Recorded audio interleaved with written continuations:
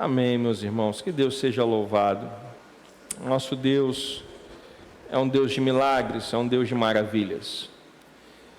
Abra sua Bíblia no livro de Josué, capítulo 1, do versículo 1 ao versículo 5.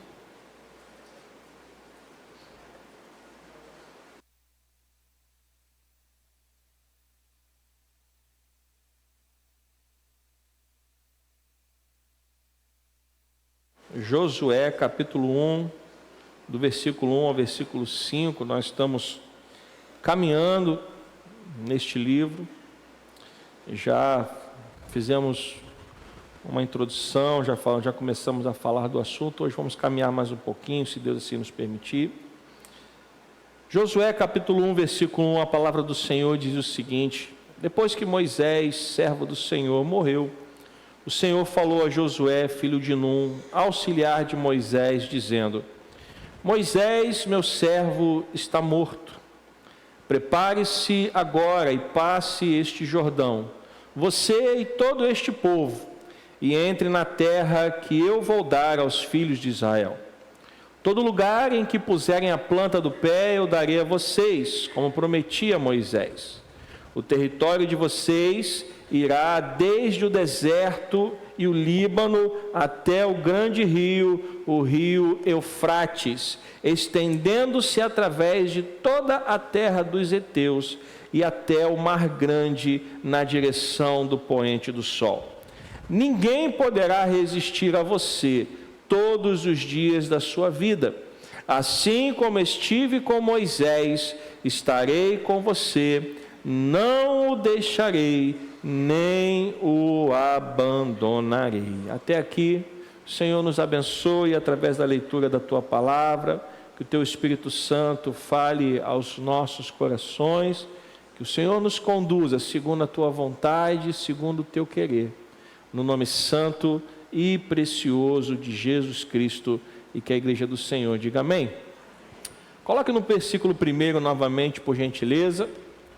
Meus irmãos, como já falamos, o livro de Josué narra a conquista da terra prometida. E nós precisamos entender, estamos falando isso já há alguns domingos, que você não consegue avançar na obra de Deus se você ignorar o passado. Tanto é que a primeira coisa, o primeiro versículo, a primeira lembrança do livro de Josué é fazer menção a quem? É fazer menção a quem? Quem foi Moisés? Moisés foi simplesmente o libertador de Israel, o grande líder que foi usado por Deus para libertar Israel do cativeiro do Egito e conduzir o povo durante a jornada no deserto durante 40 anos. Então, o primeiro versículo faz menção ou conecta ao último livro do Pentateuco, Deuteronômio. A gente falou sobre isso, né? Deuteronômio 34, do versículo 9 ao versículo 12, as últimas instruções que Moisés deu a Josué. Então, o livro começa apresentando a sucessão. Josué viria a ser o sucessor de Moisés. E o versículo 1 também nos traz uma outra informação, que Josué não seria apenas que Josué seria o sucessor, mas que ele não era uma pessoa qualquer, ele já vinha trabalhando junto com Moisés, porque diz que no final do versículo, diz que ele era auxiliar de Moisés. Então, um líder não se forma de um dia para o outro, um líder não se forma de um momento para o outro. O líder é alguém que vai caminhando junto com outro líder até que esteja pronto para assumir a responsabilidade que Deus tem para ele. Então, Josué já estava, como a gente já falou aqui, já estava disponível, já estava caminhando com Moisés, já estava aprendendo com Moisés as questões da liderança, até que chegou a hora dele assumir então a liderança no lugar de Moisés. Então, o livro de Josué começa falando sobre essa transição. Moisés foi o líder até este momento, e a partir deste momento, Josué, que era o auxiliar de Moisés, passaria a ser o novo líder. Versículo 2. Versículo 2 começa, a partir do versículo 2, melhor dizendo, o livro começa a falar de promessas. E, meus irmãos, nós precisamos entender que, para nós avançarmos na obra de Deus, nós precisamos crer nas promessas de Deus. Porque o Deus que envia, o Deus que manda, é o mesmo Deus que promete e cumpre as suas promessas. Você pode dizer amém? No versículo 2, Deus começa a falar: Moisés, o meu servo, ele está o quê? Morto. E o que ele fala para Josué? Prepare-se. Prepare-se. Ou seja, nós precisamos entender a responsabilidade que é concedida àqueles que querem servir a Deus. Se você quer servir a Deus, se você quer fazer a obra de Deus, se você quer trabalhar no reino de Deus, você precisa fazer o quê? Se preparar. Você não pode achar que você vai fazer a obra de Deus sem o preparo. Agora, Deus disse para Josué se preparar para quê? Ainda estou no versículo 2. Deus disse para Josué: Moisés, o meu servo, está morto. E aí o que Deus disse a Josué? Prepare-se. Prepare-se para quê? Para passar o Jordão. Josué ia passar sozinho? Ia passar com quem? Com o povo. E depois Deus disse que, além de passar o Jordão, o que ia acontecer? Prepare-se agora e passe este Jordão, você e todo este povo, e entre aonde? Na terra que eu vou dar. Promessas. Promessas são importantes, porque se você tirar os olhos das promessas de Deus, você vai errar o alvo. Veja, quem é que está falando aqui? Não é Moisés, muito menos Josué. Quem está falando? Deus. Moisés, meu servo, está morto. Prepare-se agora e passe esse Jordão e todo este povo, e entre na terra que eu vou dar. A terra, ela é apresentada como uma dádiva. Havia um objetivo, havia um alvo. O povo não estava caminhando sem saber para onde ia. Meus irmãos, quem não sabe para onde vai, não sabe liderar. Um povo que não sabe para onde está andando, vai se perder no meio do caminho. Você entende isso? Sim ou não? Se o povo de Deus não sabe para onde está andando, o povo de Deus está andando sem rumo, e andando sem rumo, o povo de Deus vai perecer. O povo de Israel estava andando sem rumo? Não, Deus disse que eles tinham que entrar aonde? Na terra prometida, na terra que Deus prometeu dar. A quem? Então a primeira coisa que você precisa saber é para onde você está indo. E eu quero perguntar a você, para onde você está indo? Se a sua vida não tem um alvo, Se a sua vida não tem um objetivo, então é sinal que você está andando aleatoriamente, sem saber para onde vai. E os anos vão se passar, e você vai dizer, mas nada acontece na minha vida. É claro, porque você não sabe para onde está indo. No reino de Deus, você precisa saber para onde você está indo. O povo de Israel estava indo para onde? O povo de Israel estava indo para onde? E você está indo para onde? Pastor, se eu pegar o BRT, eu vou lá para a Barra. Não é disso que eu estou falando. Espiritualmente, você está indo para onde? Você está caminhando em que direção? O que tem motivado você? O que é que faz você, num dia de domingo, de manhã de sol, sair da sua casa, botar uma roupa quente e vir para a igreja? Qual é o seu alvo? Qual é o seu objetivo? Aonde você quer chegar? Ah, pastor, eu nunca pensei nessas coisas. Pois bem, você precisa pensar, porque o povo de Deus precisa entender para onde está indo. O povo de Israel, liderado por Josué, eles sabiam para onde estavam indo. Eles não iriam se perder, porque eles tinham um propósito. Qual é o alvo da igreja? Qual é o propósito da igreja? Essa história do Antigo Testamento não é só uma história. Se você parar para pensar, existem paralelos, existem conexões. O povo era escravo aonde? No Egito. Deus envia quem para libertar? Moisés, que se tornou o seu libertador. O povo sai do Egito e tem que atravessar o quê? Atravessar o mar Vermelho. Primeiro obstáculo, o povo sai do Egito e tem que passar por onde? Pelo Mar Vermelho. Depois do Mar Vermelho, o povo peregrina por onde? 40 anos peregrinando para depois atravessar o quê? Atravessar o quê? O Rio Jordão, para chegar onde?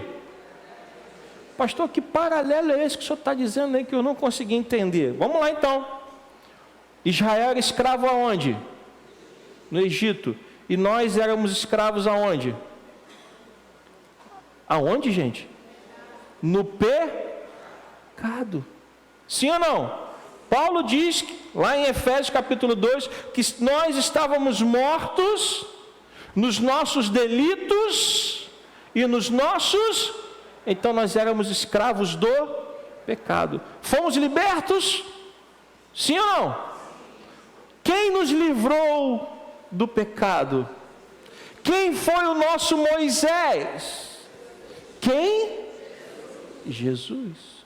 Então o povo de Israel era escravo no Egito, nós éramos escravos no pecado. Moisés libertou o povo do Egito, Jesus nos libertou do pecado. O povo passou pelo Mar Vermelho. Qual é o nosso Mar Vermelho?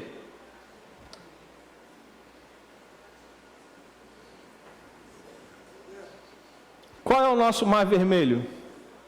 Meu próximo compromisso é só às 18. Qual é o nosso Mar Vermelho?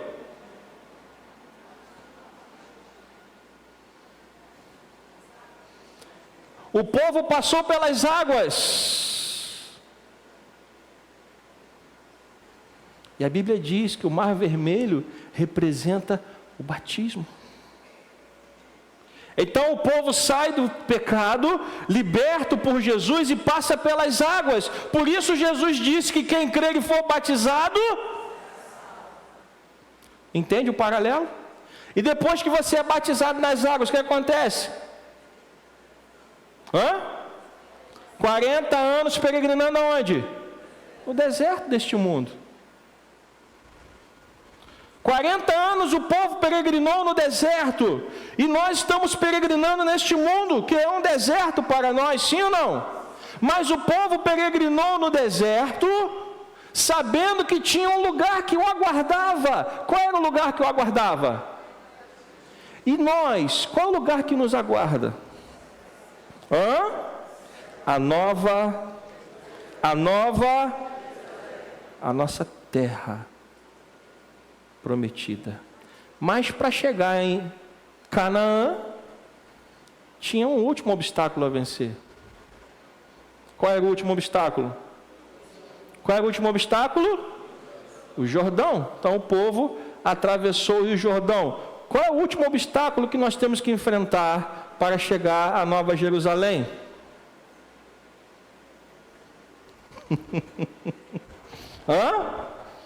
Tem que morrer, gente. Ou não? Carne e sangue não podem herdar o reino de Deus. O Jordão foi a passagem, o Jordão simboliza não mais o batismo, mas um novo nascimento, uma nova etapa, morrer e nascer de novo. Aonde o povo entrou? Na terra prometida. Aonde nós vamos viver? Na presença de Deus para todo o sempre. Você entende como o nosso Deus é didático? Quando você olha para a história de Israel, você olha para a sua própria história. Você aprende aquilo que Deus espera de nós e aquilo que Deus quer para nós. Nós estamos peregrinando no deserto, mas nós temos que olhar para onde? Para o alvo. E qual é o alvo? A Nova Jerusalém. Se você perder o alvo, você vai ficar eternamente peregrinando no deserto. E no deserto, muitos morreram, muitos pereceram. E quantas pessoas morrem no deserto? E quantas pessoas ficam no deserto porque estão tirando os olhos do objetivo final. Quem não sabe para onde está indo, se perde. Eu estou indo para a terra prometida. Eu não tenho dúvidas. E eu creio que você também não tem. Então, meus irmãos, você e todo este povo vão entrar na terra que eu vou dar. Por isso as promessas são importantes. Por isso que nós temos que estar atentos às promessas. O povo vai entrar na terra que eu vou dar. Agora preste atenção. Deus disse que vai dar a terra. Sim ou não? Deus disse que vai dar a terra. Mas o povo iria precisar fazer o quê? Deus disse: eu vou dar a terra de vocês. Eu vou dar a terra para vocês. Mas vocês vão ter que fazer o quê? Esqueceram? Eu vou dar a terra para vocês, mas vocês vão ter que fazer o quê? Lutar. Ou seja, Deus faz uma promessa. Deus nos mostra o caminho. Deus nos mostra a direção. Mas a responsabilidade de perseverar na jornada é de quem? Você entende isso? Deus deu a terra, Deus fez uma promessa. Você pode dizer amém? Prepare-se agora e passe este Jordão, você e todo este povo, e entre na terra que eu vou dar aos filhos de Israel. Deus fez uma promessa. Mas a luta, a conquista, quem tinha que fazer? Deus nos prometeu novos céus e nova terra. Mas para chegar lá, segundo Apocalipse, nós temos que fazer o quê? Perseverar até o fim. Perseverar é responsabilidade de Deus ou nossa? Então, nós precisamos fazer a nossa parte, enquanto Deus vai fazer na parte. Deus disse: eu vou dar a terra, eu fiz uma promessa e eu vou cumprir, amém? Essa era a parte de Deus. Deus fez uma promessa e Deus garantiu que ele iria cumprir. Qual era a parte do povo? Lutar pela terra, crendo que Deus estaria com eles. E isto traz sobre nós uma outra responsabilidade, porque se nós andarmos sem entender a promessa, se nós tirarmos os olhos da promessa de Deus, nós vamos andar segundo as nossas próprias instruções e orientações. Nós vamos usar os nossos recursos, nós vamos usar a nossa capacidade, nós vamos usar a nossa força e nós vamos perder. Se o povo de Israel tenta tomar a terra por conta própria, o que ia acontecer? Eles iriam ganhar ou perder a guerra? Perder. Quando Deus faz uma promessa, e quando você olha para a promessa e confia na promessa, isso vai levar você a confiar nas orientações do Deus que fez a promessa. Você entende isso? Quando você olha para a promessa de Deus, você vai lembrar de que Deus deu uma promessa, mas Ele também deu instruções, orientações. Deus disse para Josué, versículo 2.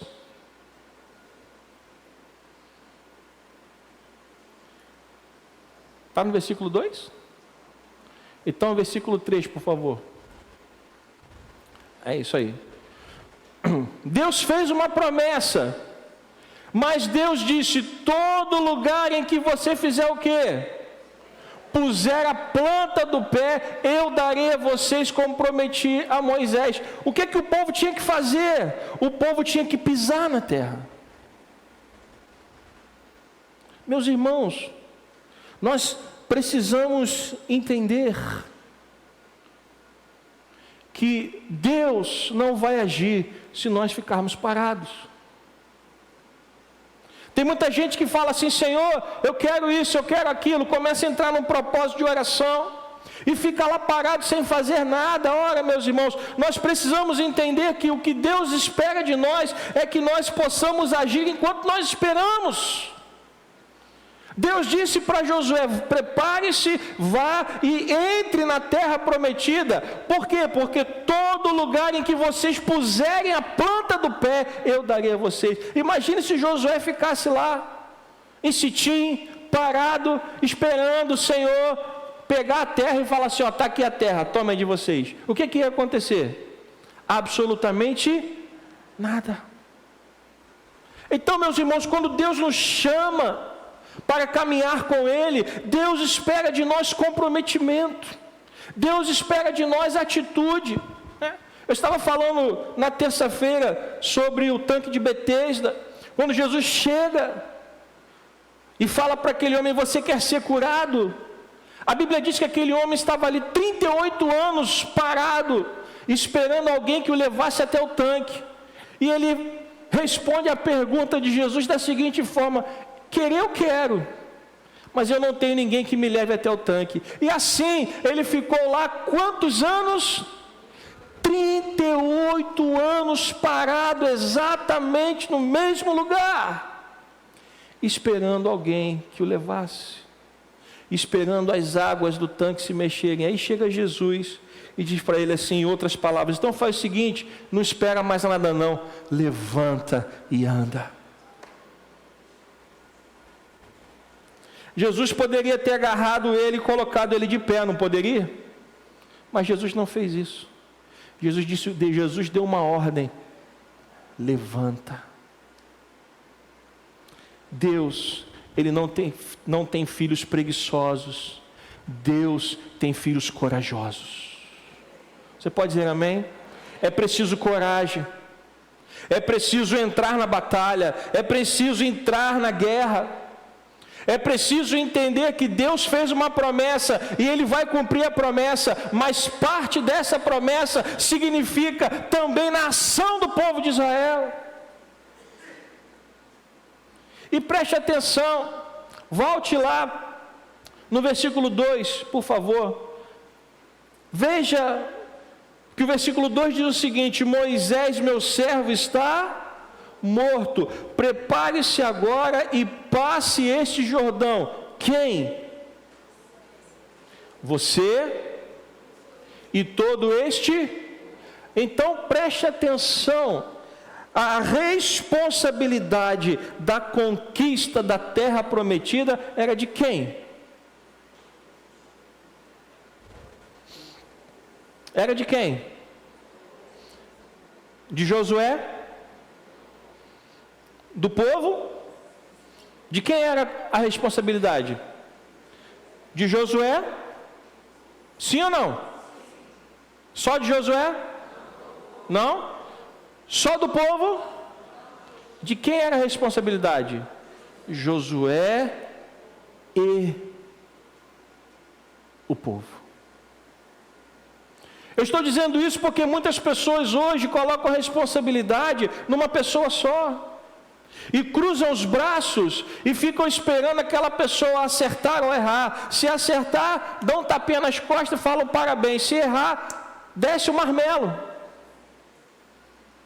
Mas Deus está chamando não Josué, Deus está chamando Josué e todo esse povo, ou seja, a responsabilidade de entrar na terra era de todo mundo, era uma responsabilidade compartilhada. Então nós precisamos entender, meus irmãos, que Deus fez uma promessa, Ele vai cumprir a promessa que Ele fez. Aliás, Ele vai cumprir todas as promessas que Ele fez, você pode dizer amém? Mas o povo de Deus tem que se mexer. Você conhece aquela expressão, aquele ditado antigo? Cobra parada. Já ouviu isso? Você não quer dizer que é velho, né?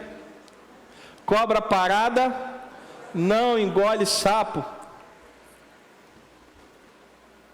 Meus irmãos, às vezes a gente quer ver o poder de Deus agindo, às vezes a gente quer ver os milagres, as maravilhas de Deus, mas a gente quer que alguém faça por nós.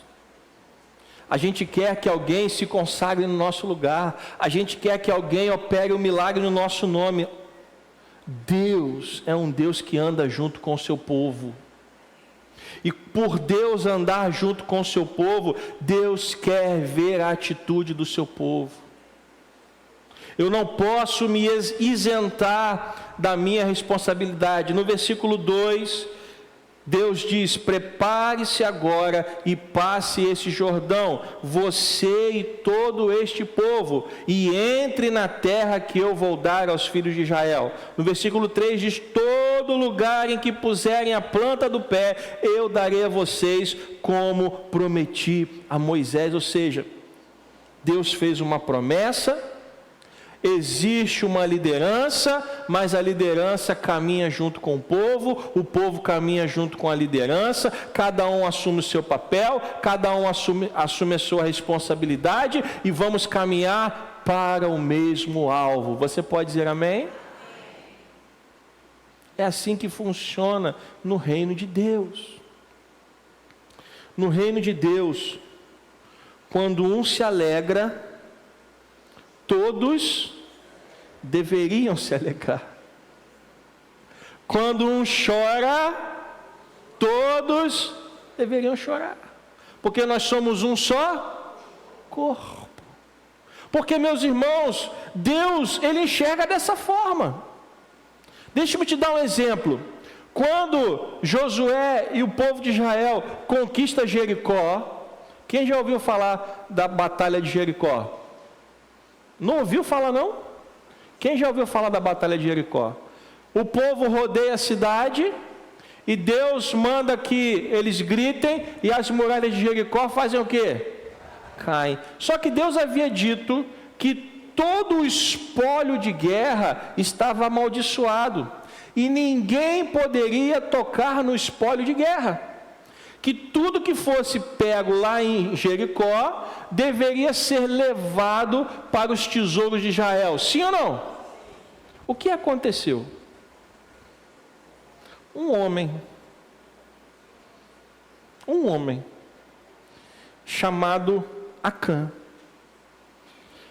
resolveu entender, resolveu interpretar que a coisa não era bem assim.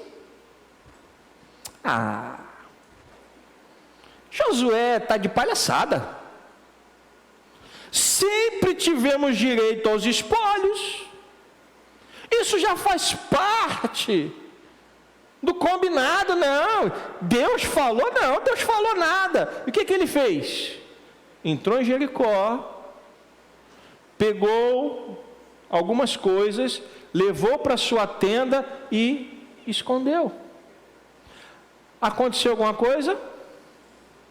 Vida normal.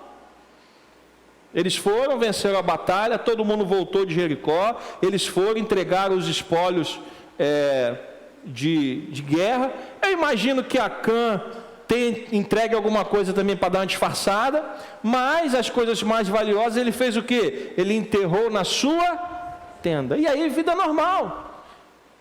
Terminamos a batalha, nos recuperamos e tal. Quais são os próximos passos? Josué falou, bom, próximos passos nós vamos fazer como fizemos em Jericó. Vamos mandar uns espias para a próxima cidade. Qual é a próxima cidade? Ai. Mandamos 2 espias para Jericó, vamos mandar 2 espias para Ai. E aí Josué envia 2 espias.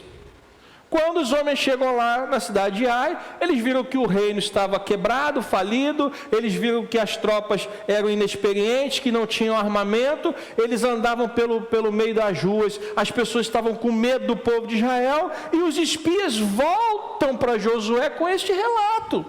Olha, Josué, nós fomos lá, a situação da cidade é precária, o exército não está bem, não tem armamento, as pessoas estão com medo de nós. Vamos fazer o seguinte, o nosso parecer não manda todo mundo não, manda uns 3.000 homens de guerra, e esses 3.000 homens vão dar conta da batalha.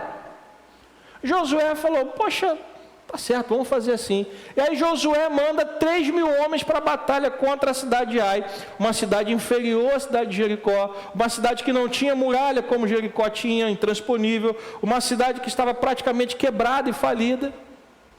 E o que acontece quando o povo de Israel entra em batalha contra Ai? A Bíblia diz que os soldados de Ai começaram a prevalecer contra os soldados de Israel. Por mais que eles lutassem, eles não conseguiam vencer a batalha, e os soldados de Ai estavam mais fortes que os soldados de Israel. E a Bíblia diz que eles tiveram que fugir em retirada. E 36 homens de guerra de Israel perderam a vida naquele dia. O povo volta para Gilgal, desolado pela derrota, com 36 mortes nas costas. E Josué e os líderes tribais e os anciãos vão para a porta do tabernáculo, rasgam as vestes, jogam pó na cabeça, tentando entender o que aconteceu, tentando entender o que havia de errado. Por quê? Porque havia uma promessa: todo lugar em que puserem a planta do pé. E o que aconteceu?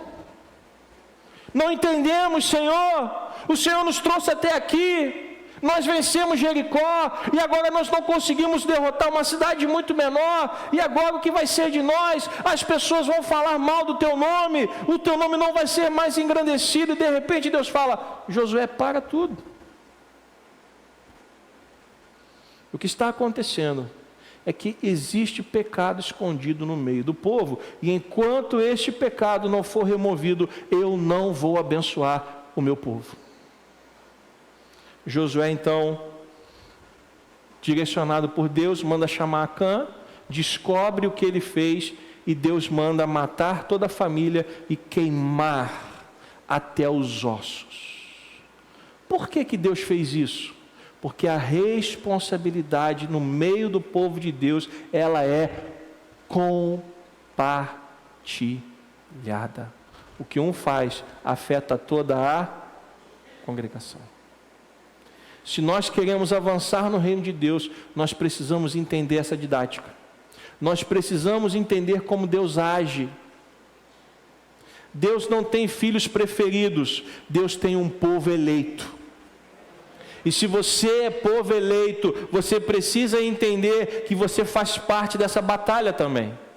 Você não pode cruzar os braços e dizer, isso não é comigo. Ou você não pode fazer como Acã e dizer, não, o pastor falou que é assim, ou a liderança falou que é assim, o líder do meu ministério falou que é assim, mas eu acho que é melhor dessa forma, porque afinal de contas eu sei o que é melhor. Não é assim que funciona no reino de Deus. Você pode dizer um amém? No reino de Deus não funciona da maneira que eu quero, o reino de Deus funciona da maneira que Deus quer. Porque para entrar na terra prometida, Josué e todo o povo tinha que olhar para a promessa e receber orientações divinas. Se eu tentar andar de acordo com o que eu acho, se eu tentar andar de acordo com o que eu sei, eu vou trazer problema, não é sobre a minha vida não, eu vou trazer problema sobre toda a congregação. Precisamos entender isso. O que eu faço tem consequências, não somente sobre mim, mas sobre o restante do povo. Por quê, pastor? Porque Deus determinou assim. E se nós tentarmos mudar aquilo que Deus determinou, nós vamos errar o alvo, vamos ficar peregrinando pelo deserto e não vamos chegar a lugar algum. Amém, irmãos? Nós vamos continuar semana que vem falando sobre isso, mas eu preciso que você entenda essa dinâmica. Saímos da escravidão, passamos pelas águas, estamos peregrinando no deserto, temos uma direção, mas para chegar lá, nós temos que ouvir a voz de quem? De Deus. Nós não podemos menosprezar a orientação divina, porque se nós tentarmos fazer as coisas do nosso jeito, nós vamos errar o alvo. E não se trata só de errar o alvo, se trata de trazer peso sobre a congregação. O pecado de um homem fez Israel perder uma batalha, e 36 pessoas morreram naquele dia.